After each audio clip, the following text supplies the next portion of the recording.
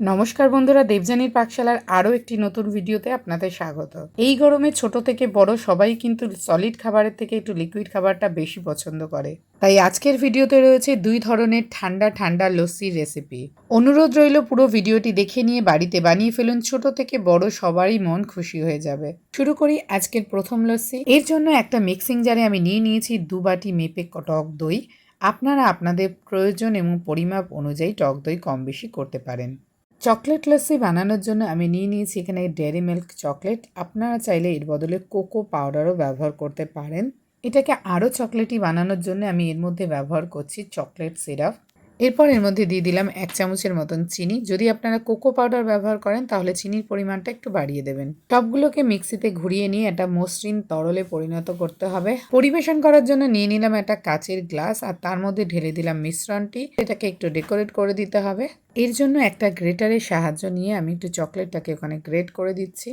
আপনারা আপনাদের পছন্দ মতন এটাকে ডেকোরেট করতে পারেন। এর উপর থেকে আমি একটু দিয়ে দিলাম চকলেট সিরাপ। এইসব জিনিসগুলো ছোট বাচ্চাদের খুব বেশি আকর্ষিত করে।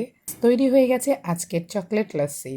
দ্বিতীয় লস্যি বানানোর জন্য আমি একটা বাটিতে ভিজিয়ে রেখেছিলাম কিছু কাজু বাদাম আর 2-3টে আমন্ড বাদাম। এবারও আমি 2 বাটি মেপে টক দই নিয়ে নিয়েছি। তারপর ওই মিক্সিং জারের মধ্যে দিয়ে দিলাম ভিজিয়ে রাখা কাজু এবং আমন্ড বাদাম। আমন্ড বাদামের খোসাগুলো আমি একটু ছাড়িয়ে নিয়েছিলাম। এবার আমি ব্যবহার করেছিলাম সুগার সিরাপ, যেটা আমি আগে থেকেই তৈরি করে রেখেছিলাম। আপনারা এর পরিবর্তে 2 চামচ চিনিও ব্যবহার করতে পারেন। তারপর এটাকেও ভালো করে মিক্সিং জারের মধ্যে একটা মিহি পেস্ট করে নিতে হবে। পরিবেশন করার জন্য আমি একটা গ্লাস নিয়ে নিয়েছি, তার মধ্যে দিয়ে দিলাম কিছুটা বরফ, তারপর ঢেলে দিলাম দই এবং বাদামের যে মিশ্রণ সেটা।